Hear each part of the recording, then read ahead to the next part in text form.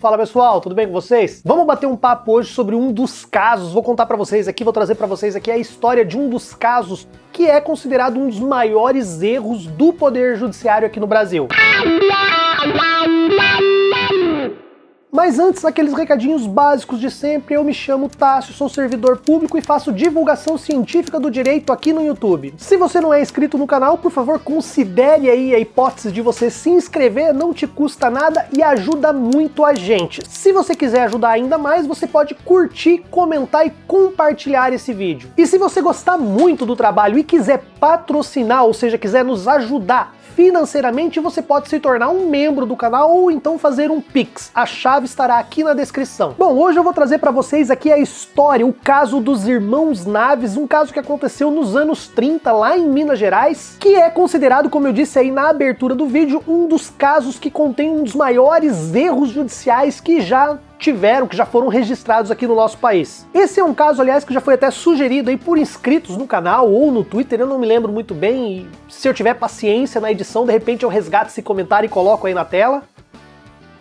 A nossa história começa lá em Araguari, Minas Gerais, no ano de 1937, no dia 27 de novembro. Os personagens principais são os irmãos Sebastião e Joaquim Naves, que foram acusados de um crime, de um homicídio, que é a história principal desse vídeo, e a vítima, Benedito Pereira Caetano, que era primo dos irmãos Naves. Sebastião e Joaquim, eles tinham um caminhão e eles tinham uma sociedade com o Benedito e eles compravam cereais e revendiam cereais ali. Essa era a atividade corriqueira, o ganha-pão deles no dia a dia. Só que Benedito era o cara dos maus negócios, era o cara que sempre vivia dando bolo, sempre vivia devendo, tinha umas ideias meio malucas ali e tal. E um certo dia, Benedito, que já tinha uma dívida muito grande com diversas pessoas, eles resolveram ali comprar grãos de arroz em casca, para revender na cidade, esperando ali que durante a compra e a venda eles ganhassem com a alta do valor do arroz. O negócio não foi muito bom, eles tiraram nessa compra e nessa venda 92 contos de réis, isso daria 92 milhões de réis, valores que atualizados dariam em torno de 200 mil reais. Eu vou deixar para vocês aqui uma atualização que dá quase 190 mil reais, mas esse valor foi atualizado de 1940, eu não consegui encontrar índices que atualizassem até 1937, então você pode colocar ali mais um pouquinho e vai dar perto de 200 mil reais, que era o valor que eles ganharam com essa venda. No dia 27 de novembro teve uma festa, uma inauguração de uma ponte na cidade de Araguari e à noite ali teve uma festinha tal, com barraquinhas, e foi a última vez que Benedito foi visto. Benedito estava com o dinheiro. No dia seguinte ninguém mais viu o Benedito, ninguém encontra o Benedito, e os irmãos Naves, o Joaquim e o Sebastião, eles começam a procurar pelo Benedito e não encontrando o Benedito, eles vão até a delegacia de polícia e registram o sumiço do amigo. O delegado de polícia, Ismael do Nascimento, instaurou um inquérito, ouviu eles e liberou eles e continuou ali, começou as investigações para tentar descobrir o que teria acontecido com o Benedito. Tempo vai, tempo vem, começa aquele murmurinho, cidade pequena, começa a se falar, começa a se dizer do sumiço, começa a se supor que ele teria sido assassinado, que alguém teria ficado com o dinheiro, e a população começa a ficar inquieta, o que faz com que seja trazido de fora um novo delegado, mas um delegado militar, um tenente chamado Francisco Vieira dos Santos. Então esse tenente Francisco, ele chega ali com sangue nos olhos, instaura um novo inquérito e começa a ouvir de novo as testemunhas, inclusive testemunhas que não tinham sido ouvidas antes. Durante a oitiva de uma das testemunhas, um tal de José Prontidão, que seria cunhado... Na verdade, eu nunca consigo estabelecer muito bem os vínculos de ligação entre as pessoas. Na história, nos autos, diz que a mãe dos irmãos Naves era a sogra dele, então eu acho que ele devia ser cunhado deles, eu não sei lá. Se eu tiver errado, vocês me corrijam aí nos comentários. E esse José Prontidão diz que teria visto Benedito em Uberlândia pedindo carona para São Paulo e tal, que ele estaria vivo. Após essa declaração e a declaração dos irmãos Naves, ele resolveu então prender os irmãos, prender esse José Prontidão, porque ele começou a achar que tinha ali um combinadinho, sabe? Tinha uma história meio combinada entre eles pra dizer que o cara teria fugido, estaria vivo em algum lugar. Nós estamos falando na década de 30, final dos anos 30, em pleno regime da Era Vargas, em que vigorava a Constituição de 1937, a Constituição Polaca. Eu já falei delas lá na minha história sobre a ditadura militar, se vocês quiserem dê uma olhadinha lá, mas era uma Constituição que já não garantia tantos direitos e que focava ou dava alguns poderes exacerbados assim para o poder público em detrimento dos cidadãos. O fato então é que o Tenente Francisco ele começou a torturar os três que foram presos, e o José Prontidão, não aguentando as torturas,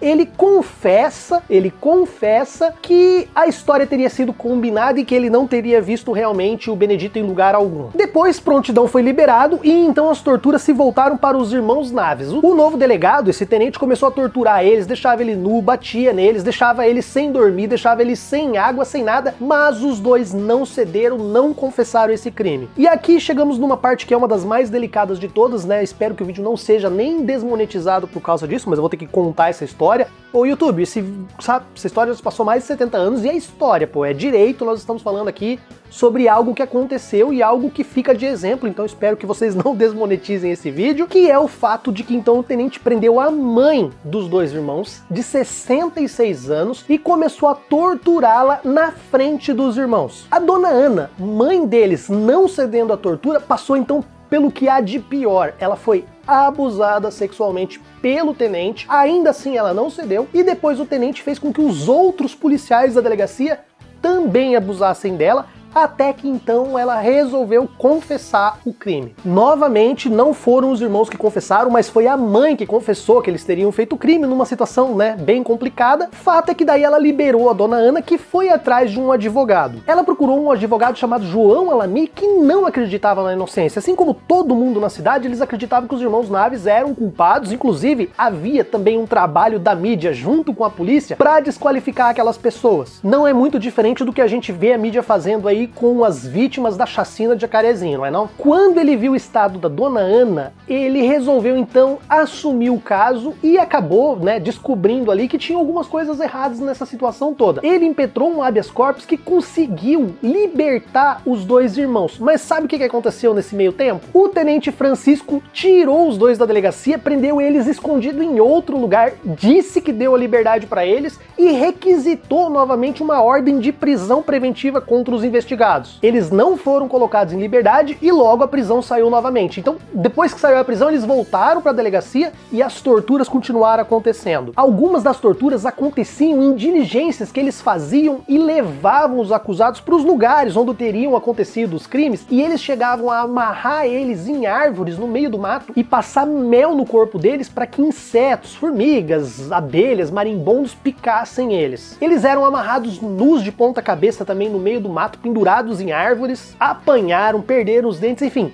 Foi uma série de horrores até que então o tenente Vieira, ele forjou a morte de um dos irmãos para que o outro confessasse o crime. E isso funcionou. Ele fingiu que tinha matado um dos irmãos, o Sebastião, e assim o Joaquim então acabou com medo de ser morto também, confessando o crime. Na hora que saiu essa confissão, a cidade inteira ficou sabendo da confissão, lembrando que a cidade não sabia de todas essas torturas, mas também não poderia ignorar porque talvez fosse algo bastante comum, bastante do dia a dia da relação processual penal daquela época. Então as pessoas também não eram tão inocentes em dizer que não sabiam de tudo. Tanto é que, depois a gente vai ver, essas torturas elas foram mencionadas e o juiz até passou um pano para elas na sua sentença. Para você ter um naipe dos erros judiciais que aconteceram e que qualquer pessoa, inclusive nos tribunais de instância superior, poderiam verificar, no dia 14 de abril de 1938, em uma dessas diligências que estavam tentando reconstituir os autos,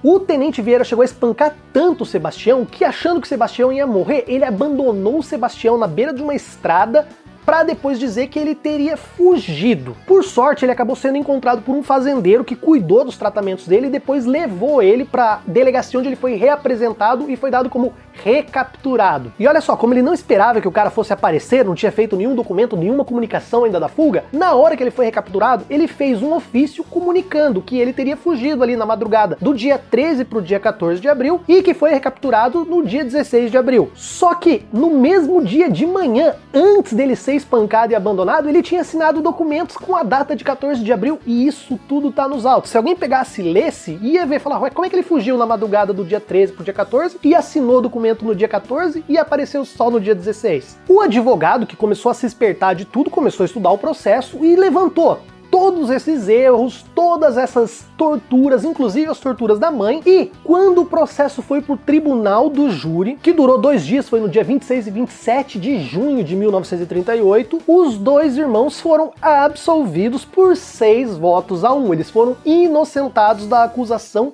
de homicídio. Uma coisa interessante de se falar é que um crime, ele sempre tem um autor, uma autoria e uma materialidade, ou seja, um resultado palpável do crime. Quando nós falamos de homicídio, você tem alguém que matou e você tem um corpo. Nem sempre é possível ter um cadáver, mas ainda assim é possível se afirmar que houve um crime de homicídio. Por exemplo, se alguém pega e empurra uma pessoa, sei lá nas Cataratas do Iguaçu, tem testemunha, as pessoas viram, sei lá, tem câmera, você viu o ato de alguém empurrar, você tem um autor, mas você não vai conseguir encontrar a materialidade direta, você não vai encontrar o cadáver, o corpo foi embora, ninguém nunca mais achou. Ainda assim, é possível você condenar uma pessoa por homicídio, como foi, por exemplo, até o caso do Bruno lá, do goleiro Bruno e da Elisa Samúdio, sem você ter um corpo, porque você faz o quê? Uma materialidade indireta do caso. Nesse processo deles não foi feito nenhum laudo de materialidade direta nem indireta, não foi feito nada. Ficou-se somente com a confissão deles na delegacia, coisa que depois, durante o júri, eles negaram, eles falaram que tinham sido torturado e que eles não seriam os autores desse crime. Por uma questão de quesitação, esse tribunal do júri foi anulado. Os juízes do tribunal, os desembargadores do tribunal, entenderam que o juiz deveria ter quesitado. Após eles disserem que eles não foram os autores do crime, faltou colocar um quesito se eles achavam que aquele crime tinha sido cometido por outra pessoa. E em razão desse detalhe tosco, desse detalhe bobo, o júri foi anulado e teve um segundo júri. Esse segundo júri aconteceu no dia 21 de março de 1939 e adivinhem só o que aconteceu agora? Novamente eles foram absolvidos por 6-1. Novamente teve uma apelação e dessa vez eles alegaram que aquele primeiro delegado lá, aquele que começou o caso e não prendeu eles, teria cometido algumas ilegalidades ou algumas nulidades que permitiram que facilitaram os irmãos Naves por não terem sido presos, por darem cabo do corpo e terem sumido com o dinheiro, e isso teria prejudicado a instrução dos autos. Você vê que na ausência de terem conseguido as provas, eles jogaram a culpa no delegado e meio que inverteram ali a situação de inocência, sabe? Tipo, os caras precisavam provar que eram inocentes. Mas, como já tinham tido 2 júris, os 2 júris tinham absolvido eles por 6-1, o Tribunal de Justiça simplesmente falou assim: estamos anulando, ou melhor, estamos reformulando a sentença que absolveu para condená-los a 25 anos e 6 meses de prisão. Isso mesmo, contra a soberania do Tribunal do Júri, eles tomaram uma decisão que reformulou a decisão de absolvição e condenou eles a 25 anos e 6 meses. E o tribunal ainda teve a pachorra de dizer que aquele processo não tinha sido julgado com olhos frios. Olha só, isso porque estava toda a imprensa e toda a cidade contra os irmãos. Mais tarde, a defesa conseguiu, em um dos recursos, diminuir a pena de 25 para 16 anos e 6 meses. E aí eles começaram a cumprir a pena e lá no dia 25 de maio de 1946, por terem um comportamento exemplar dentro da cadeia, os 2 irmãos ganharam o direito de progredir de regime. Eles foram para outro regime, não sei se foi para o regime aberto ou semiaberto agora, mas eles ganharam a liberdade. 2 anos depois, exatamente 2 anos depois, no dia 25 de maio também, mas de 1948, o delegado, o tenente Francisco, veio a falecer. E um pouco mais de um ano depois, em agosto de 49, o Joaquim, que era um dos irmãos, também veio a falecer pobre num asilo. Restou somente Sebastião e sua vontade de provar que ele era inocente contra tudo e contra todos. 3 anos depois, no dia 24 de julho de 1952, adivinhem só quem dá as caras na cidade de Araguari, em Minas Gerais? Ele mesmo, Benedito, o primo que teria sido assassinado pelos irmãos Naves. Diante dessa enorme repercussão, Benedito ele foi conduzido à delegacia e lá ele contou uma história tal, dizendo que estava com o dinheiro e que depois da festa ele foi até a casa de uma mulher meretriz e depois que ele foi na casa dessa mulher, ele foi atacado por 3 sujeitos que lhe tomaram o dinheiro. Diante da dívida e da vergonha de ter perdido todo o dinheiro, ele resolveu então então cair no mundo e disse que nunca ficou sabendo dos julgamentos nem nada, até porque ele era uma pessoa realmente analfabeta, e nos anos 30 e nos anos 40 não era muito difícil as pessoas se alienarem e não saberem de nada que estava acontecendo mesmo. Para vocês terem uma ideia, ele chegou a ficar preso por 9 dias para não ser linchado pela população da cidade, mas ele foi libertado logo em seguida, porque se ele tivesse cometido um crime, esse crime seria o crime de apropriação indébita e já estaria prescrito. Em 14 de outubro de 1953, finalmente o Tribunal de Justiça do Estado de Minas Gerais reconhece a inocência e absolve de uma vez por todas os irmãos Naves. 7 anos depois, somente 7 anos depois, em uma disputa que foi parar lá no STF, o Estado de Minas Gerais é condenado a indenizar a família Naves pelo gravíssimo erro que tirou a sua liberdade e também, tirou a sua dignidade. Eles foram torturados, a mãe deles foi torturada, enfim, tudo isso que eu já contei pra vocês no vídeo. Então eles foram finalmente indenizados no ano de 1960, algo que não apagou, algo que não compensou, obviamente que não, tanto é que pouco tempo depois, em 1963, Sebastião faleceu e um mês depois a sua mãe, a dona Ana, também veio a falecer. Então, pessoal, quando nós falamos em flexibilizar a legislação penal, quando nós falamos em diminuir os direitos e garantias das pessoas, vocês podem esperar uma justiça que vai se parecer mais com a justiça que nós tínhamos na década de 30. Esse caso é um caso bastante emblemático, quem já estudou direito já deve ter visto, já deve ter estudado, já deve ter ouvido falar sobre ele, e inclusive existe até um filme antigo que, sei lá quando que foi feito, que conta essa história. Aliás, fica aí até uma boa dica pro Netflix aí, fazer um documentário, um filme, uma minissérie sobre esse caso, porque esse caso, essa história aí, ela é realmente, sabe, incrível, apesar de ser uma história triste, uma história fantasticamente absurda, né? Então fica aí também a sugestão para que se refaça isso, até para que sirva de exemplo para as pessoas que hoje defendem a supressão dos direitos e garantias das pessoas. Nós ainda temos muitos casos de erro no judiciário, e inclusive nós temos casos recentes, nós temos casos que acontecem praticamente todas as semanas, principalmente contra os pobres e os negros do nosso país. Nós temos um problema sério de impunidade? Nós temos, mas nós também temos um problema muito sério de desrespeito à legislação, de desrespeito aos direitos e garantias básicas das pessoas. Não é suprimindo esses direitos e essas garantias que nós vamos melhorar, pelo contrário, se a gente fizer isso, a gente vai continuar com a impunidade e ainda vai estar punindo pessoas inocentes mais do que nós já punimos atualmente. Esse caso é um caso que faz a gente refletir bastante, então eu espero que vocês aí tenham gostado desse vídeo. E se vocês gostarem, aqueles recadinhos finais básicos de sempre, curta, comente, compartilhe. E se você tiver sugestões de outros casos que você queira ver aqui no canal, deixe aí nos comentários. Eu vou ficando por aqui e nós nos vemos no próximo vídeo. Um abraço a todos!